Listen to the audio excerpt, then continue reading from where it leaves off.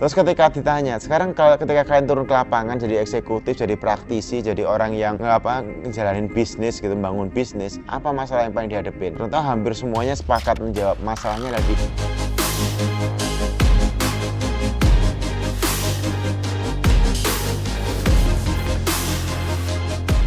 Oke, teman-teman, lanjut lagi. Ini masih nyambung dengan buku yang kemarin, yaitu Mr. What Matters-nya John Doerr. Sekarang lanjut, ini adalah 4DX, The 4 Discipline of Execution, karya Sean Covey and Chris McChesney. Jadi, Sean Covey itu, ya kita tahu, itu anak dari penulis Seven Habits, jadi Seven Highly Effective Habits ya. Jadi, kalau itu habit, kebiasaan. Kalau ini, buku ini menurutku juga salah satu buku yang sangat membantu pertumbuhan bisnis saya. Jadi, buku ini menjelaskan tentang cara eksekusi. Jadi kalau banyak buku strategi, planning, motivasi dan seterusnya, ini buku eksekusi. Di bagian awal buku ini disebutkan bahwa ada riset yang dilakukan kepada banyak puluhan ribu atau 200.000 orang kalau nggak salah eksekutif di dunia ini, yang intinya sederhananya gini deh, dia ditanya gitu, ketika kamu kuliah bisnis, manajemen, MBA gitu, apa yang kalian pelajari gitu. Ya ternyata mata pelajaran mayoritas tuh ngomongin strategi, ngomongin planning, ngomongin rencana, ngomongin bikin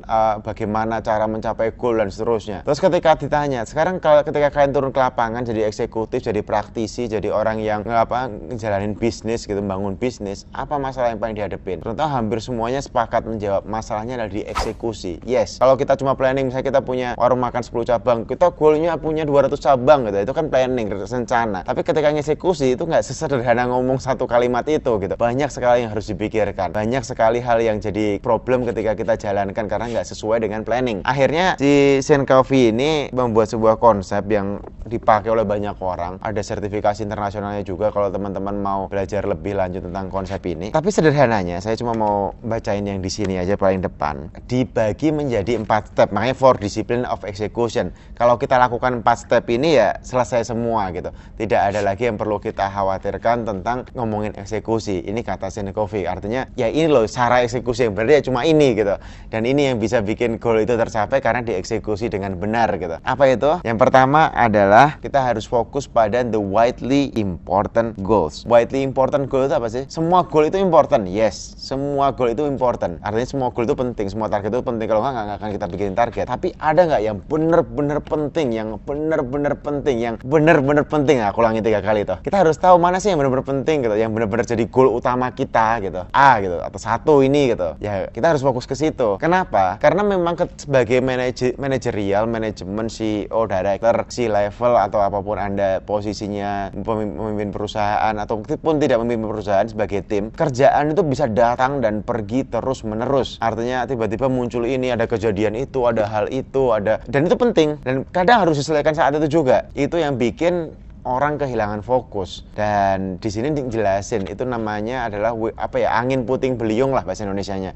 Itu terus datang lagi, datangnya tiba-tiba, datangnya mendadak, harus diberesin, dan itu yang menjauhkan kita dari goal yang penting tadi. Jadi misalnya teman-teman lah, contoh kalau dalam kehidupan, misalnya pengen liburan ke Eropa gitu, pengennya mungkin dari 20 tahun yang lalu, tapi ada inilah, nggak jadilah, itulah, ngumpulin duitnya nggak kekumpul, nggak ada waktu, anak nggak bisa ikut, terus aja pokoknya tiba-tiba udah 20 tahun aja, misalnya pengennya dari umur kuliah 20 tahun gitu, sekarang udah umur 40 tahun belum ke Eropa misalnya contoh. Kenapa ya? Karena keganggu sama hal-hal yang lain itu, sehingga ini yang sebenarnya teman-teman pengen dari zaman dahulu kala akhirnya nggak tercapai. Jadi di sini intinya kalau kita misalnya fokusnya apa sih? Omset gitu, profit, atau misalnya profit, bahkan jangan omsetnya, profitnya, bottom line-nya aja yang jadi goal misalnya, atau apapun goalnya lah, misalnya mau bermanfaat bagi orang, mau nanam 1 juta pohon, apapun, tapi goal yang paling penting apa? Satu. Kemudian kita harus bisa misahin waktu untuk ngerjain namanya will-win. Artinya kalau kita punya 8 jam sehari atau 5 hari seminggu, bisa jadi 4 harinya buat yang fokus, 1 harinya buat semua yang itu, atau misalnya sehari 6 jam buat yang fokus, 2 jamnya buat yang semua kekacauan atau semua hal-hal yang datang dan pergi itu. Atau di sini juga bisa kita hire 1 asisten, 5 asisten, terserah, untuk beresin semua hal yang datang kayak gitu. Jadi kita tetap sebagai pribadi yang berkualitas bisa fokus ke hal-hal yang paling penting untuk mencapai goal yang paling penting ini. Langkah 1 itu fokus pada widely important goal. Yang kedua adalah langkahnya, kita harus fokus pada lead measure, bertindak. Jadi actionnya pada lead measure. Jadi kadang orang tuh kayak fokusnya kayak ke, misalnya contoh tadi, misalnya yang kemarin saya cerita mengatakan, tuh saya mau nurunin berat badan gitu, terus fokusnya ke berat badannya, itu nggak penting. Yang lebih penting adalah kayak fokusnya ke olahraganya, fokusnya ke jaga makannya, fokusnya ke mental health-nya biar nggak stres. Akhirnya berat badannya akan turun gitu, bukan berat. Jangan fokus ke beratnya. Kalau fokus ke beratnya itu nggak akan ada gunanya, karena banyak hal yang misalnya saya nge-gym sehari ini 8 jam gitu, saya lihat hasilnya ya nggak ada bedanya gitu, karena nggak akan ngaruh gitu, bahwa ini harus game misalnya sehari 2 jam selama 200 hari gitu. Jadi gamenya bukan di berat badannya, tapi justru di lead measure-nya. Hal-hal paling penting apa aja sih? Kalau di OKR itu key result-nya apa aja. Jadi teman-teman harus tahu bahwa kita fokusnya di situ. Terus yang berikutnya adalah mengelola scoreboard yang memotivasi. Kita harus kayak fokus banget ke bikin scoreboard. Scoreboard mau bikin online, mau bikin di Google Sheet, atau mau bikin di platform tersendiri boleh, tapi di buku ini mau menyarankan, mewajibkan bahkan harus dibikin offline,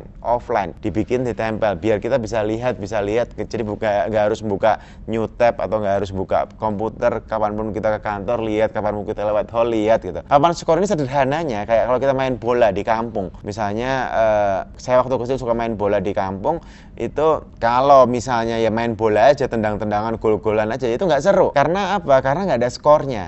Jadi ini kayak skor bola. Skor bola itu apa sih? Misalnya ya ada kamu udah ngegolin berapa, aku udah ngegolin berapa. Jadi ketahuan siapa yang menang. Waktunya tinggal berapa. Sederhananya gitu aja lah. Jadi kalau misalnya Anda punya sales gitu ya, lead measure-nya misalnya udah nelpon berapa orang, udah ngobrol sama berapa orang, artinya yang berhasil ketelepon berapa orang, udah punya janjian meeting berapa orang, udah closing berapa orang, lead measure-nya itu.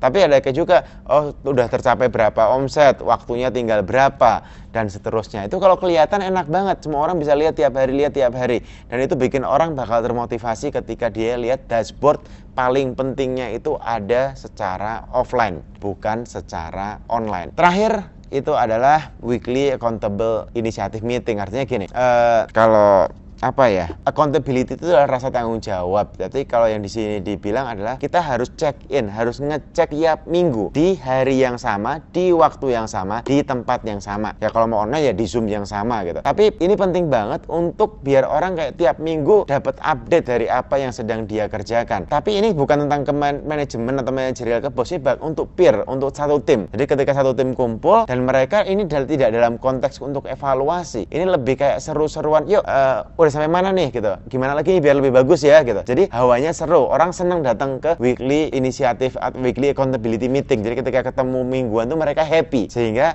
goal jadi lebih enak, bukan nyalahin, bukan buat beralasan, tapi bener-bener kayak untuk yuk biar lebih efektif gimana, karena scoreboardnya dilihat semua orang. Makanya goal ini diharapkan sebenarnya goal itu adalah goal team, sehingga mereka harus kayak ketika tiap minggu ditanya mau nggak mau tiap minggu gerak, sehingga itu akan terjadi goal-goal yang paling penting dalam perusahaan bisa tercapai. Singkat cerita teman-teman, kalau mau dibikin sangat singkat menjadi seperti ini. Bikin goal yang sangat penting, yang benar-benar sangat penting, kemudian fokuslah ke situ. Fokus itu ya fokus energi, fokus waktu, fokus resource. Kalau bisa ya pakai Pareto, 80% semua energi, waktu, resource, uang kita taruh ke untuk goal yang paling penting ini. Dan yang sisanya yang nggak begitu penting itu, atau yang penting doang, nggak penting banget, itu dikasih di waktu-waktu tertentu, jam-jam tertentu dengan resource tertentu gitu. Sehingga tidak mengganggu waktu kita yang lebih panjang. Yang kedua adalah kita fokus ke hal-hal yang berpengaruh terhadap goal tadi, lead measures namanya. Terakhir, ketiga adalah bikin scoreboard yang menarik, scoreboard yang menyenangkan, scoreboard yang bikin orang kayak penasaran gitu, dan seterusnya, atau kayak wah penting nih scoreboardnya nih, namaku di situ, kasih fotonya kalau perlu, dan seterusnya. Dan yang terakhir harus dicek tiap minggu. Ini misalnya goal setahun ya berarti ada 52 kali ngecek, sehingga dia nggak bisa tiba-tiba kayak sebulan hilang gitu. Karena kita suka ngasih kerjaan, saya suka ngasih kerjaan kayak 3 bulan ya udah ketemu lagi nanti gitu. Kalau berhasil ya berhasil, enggak ya enggak. Itu banyak nggak berhasilnya kalau kita mau track record mundur. Tapi kalau tiap minggu ada yang ngecek, itu kita nggak bisa jauh-jauh. Jadi kalau misalnya ini belum pas, balik lagi, belum pas, balik lagi, belum pas, balik lagi. Gitu teman-teman. Saya nggak mau lama-lama, udah dari kemarin videonya 19 menitan terus ya, 17 menit. Thank you. See you soon.